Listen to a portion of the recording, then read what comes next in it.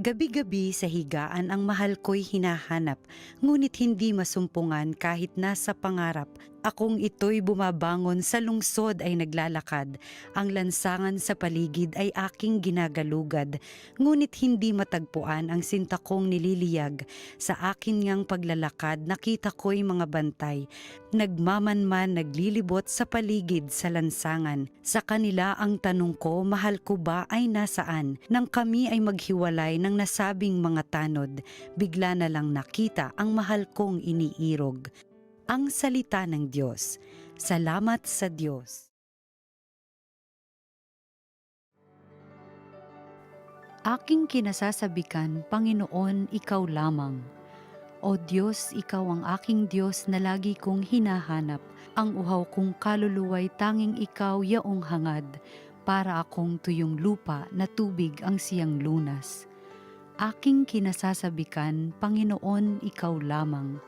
Bayaan mong sa santuaryo, sa lugar na dakong banal, ikaw rooy mamasdan ko sa likas mong karangalan. Ang wagas na pag-ibig mo'y mahigit pa kaysa buhay, kaya ako'y magpupurit, ikaw ang pag-uukulan. Aking kinasasabikan, Panginoon, ikaw lamang. Habang ako'y nabubuhay, ako'y magpapasalamat at ako ay dadalangin na kamay ko'y nakataas. Itong aking kaluluwa'y kakaing may kasiyahan, magagalak na umawit ng papuring iaalay. Aking kinasasabikan, Panginoon, ikaw lamang. Pagkat ikaw sa tuwina ang katulong na malapit, sa lilim ng iyong pakpak galak akong umaawit. Itong aking kaluluwa'y sa iyo lang nang hahawak, pagkat ako kung hawak mo, kaligtasay natitiyak. Aking kinasasabikan, Panginoon, ikaw lamang. Ang mabuting balita ng Panginoon ayon kay San Juan. Madilim-dilim pa ng araw ng linggo, naparoon na si Maria Magdalena sa libingan.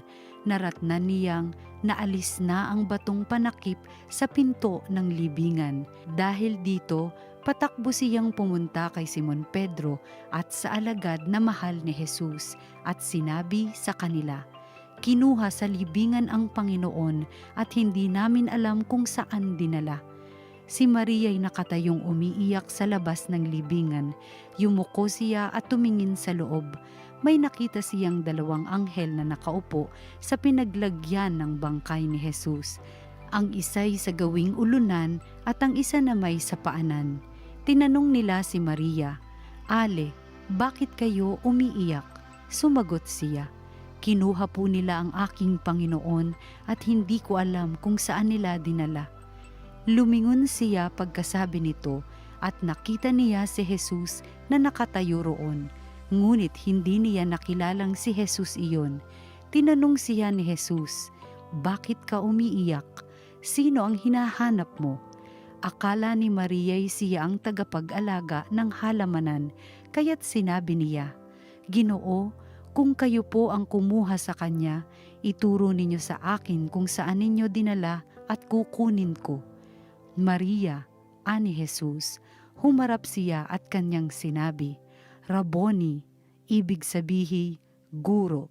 "Huwag mo akong hawakan sapagkat hindi pa ako nakapupunta sa Ama," wika ni Jesus. "Sa halip, pumunta ka sa aking mga kapatid at sabihin mong, aakyat ako sa aking Ama at inyong Ama, sa aking Diyos at inyong Diyos."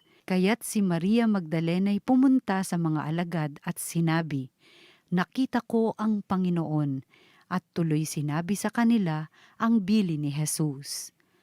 Ang mabuting balita ng Panginoon. Pinupuri ka namin, Panginoong Hesukristo.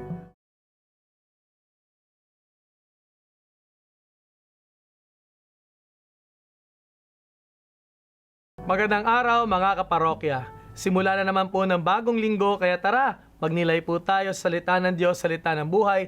Kasama niyo po ko, Father Kevin Crisostomo. Today, my dear friends, July 22, we celebrate the feast of Saint Mary Magdalene. Just a few years ago po, ito ay originally memorial at inelevate po bilang isang kapistahan upang ating gunitain, alalahanin, at meron tayong matutunan tungkol kay Santa Maria Magdalena. Actually, pag-isipan natin to, siya po ay isa sa mga much misunderstood na santo sa ating Katoliko-Kristyanong pananampalataya. Siguro kasalanan ni Freddy Aguilar dahil sa kanyang awitin, palagi naiisip si Maria Magdalena ay kalapating mababa ang lipad.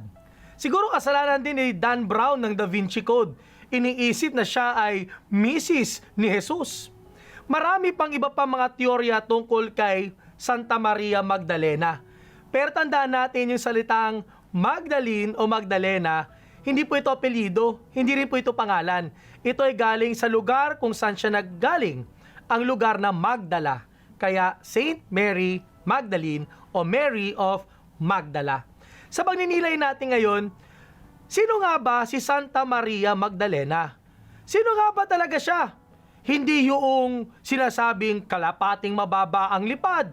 Kasi madalas sinasabi, ay siya yung prostitute, tapos siya yung nahuli nakikiapid. Maraming mga teorya. Sinasabi siya yung babae na nagpunas noong paa ni Jesus, inanoint ng oil gamit ang kanyang buhok. At yan na nga, si Dan Brown sinabi, Mrs. daw ni Jesus. Hindi po yun kahit ano pong gawin natin, taktakin pa natin ang Biblia, hindi po yun si Santa Maria Magdalena. Sino nga ba talaga siya? 3 letter F, madaling tandaan. Unang letter F is forgiven. Sa Gospel of St. Luke, nabanggit po na si Maria Magdalena ay hinilom, pinagaling ni Jesus, pinalayas ang 7 demonyo. Alam niyo mga kapatid, sa banal na kasulatan, pag sinabing inaalihan ka, sinasapian ka ng demonyo, ibig sabihin meron kang matinding buhay ng kasalanan. Siya, 7, gano katindi yun? Sobra siguro.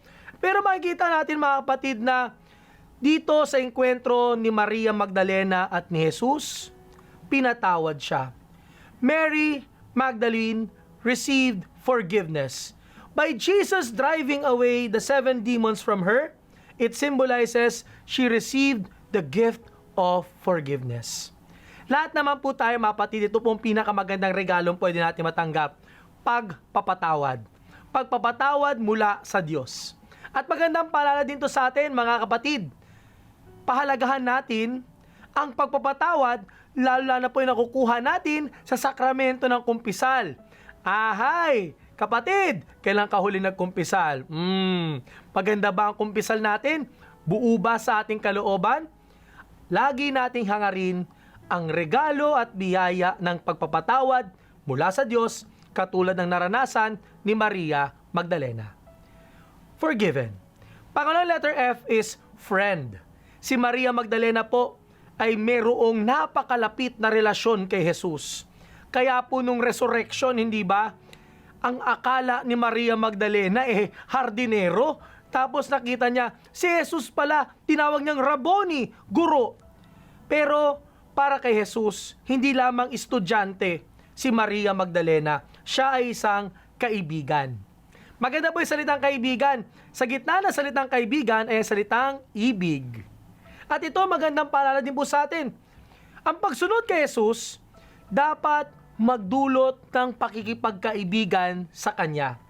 Following Jesus should lead us to the next level of relationship, developing a personal friendship with Jesus. Friend ba natin si Jesus? Aba, ang friend nandyan sa good times and the bad times. I'll be on your side forevermore. That's what friends are for, di ba? Ang magkakaibigan, hindi lamang sa ginhawa, pero kahit sa hirap at sakit, at minsan pa kamalasan ng buhay, andyan ang kaibigan. Si Jesus, turing sa ating kaibigan. Pero kaibigan din ba ang turing natin kay Jesus? O baka nilalapitan lamang natin siya pag nasa alanganin na tayo? Hindi ata tunay na kaibigan yon. At ito, si Maria Magdalena, a friend of Jesus. May personal, malalim, mapagmahal na relasyon. Pangatlong at panghuling letter F is finder. Si Maria Magdalena is a finder of the risen Lord. Tandaan natin, no si Jesus ay muling nabuhay, si Maria Magdalena ang unang-unang nakatagpo kay Jesus. At maganda yung bilin ni Jesus noli me tangere. Huwag mo akong hawakan. Hindi ako para sa iyo lang. Ako'y para sa lahat. Kaya nararapat lamang ibalita mo sa mga alagad na ako ay muling nabuhay. Kaya siya tinatawag na apostle to the apostles She found a way to share the good news of the risen Christ not only to herself but also to more people. Magandang invitation sa atin to. Kapag nahanap natin si Jesus, tulungan din nating mahanap ng iba si Jesus. Tayo naway maging tagapagturo kay Jesus. Tayo naway maging gabay ng mga tao patungo kay Jesus, katulad ni Maria Magdalena. Tatlong letter F, yan si Maria Magdalena, madaling tandaan. Forgiven, friend, finder. Tayo'y pinatawad ng Diyos para tayo magkaroon ng relasyon sa Kanya, relasyon ng pagmamahalan. At nang sa gayon, kapag natagpuan siya, dalhin natin ang bawat isa patungo kay Jesus. Tara, magdasal tayo. Let me pray for you and pray over you. Panginoon Kristo, nagpapasalamat kami sa biyaya ng santong katulad ni Maria Magdalena. Oo, siya man ay may buhay ng kasalanan katulad namin, ngunit pinatawad, higit sa lahat, nagkaroon ng pagkakaibigan, at sa huli ay pinagtagpo at ginawang tagapagturo patungo kay Jesus.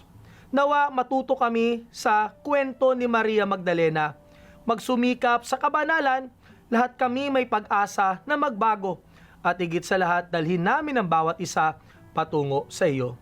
Hinili namin ito sa ni Kristo kasama ng Espiritu Santo, magpasawalang hanggan. Amen. Maraming salamat po sa inyong pakikisa sa ating pagninilay sa salita ng Diyos, salita ng buhay. Shout out sa lahat ng mga kababaihan. Sa Ebanghelyo, si Maria Magdalena ang isa sa mga prominenteng kababaihan na naging kaibigan ni Jesus. Aba, syempre, hamon sa atin, ang ating pagkikipagkaibigan ay para sa lahat. So, shout out po sa lahat ng mga women, sa lahat ng mga nanay, sa lahat ng mga kababaihan, mga kapatid na babae, mga kabarkada, mga kaibigan. Maraming salamat po sa pagkikipagkaibigan at nawa, kami po ay palaging magdala sa inyo patungo kay Jesus. Like us and follow us in our social media platforms, TV Maria Philippines. Watch, like, share, and inspire. God bless, and we'll see you soon.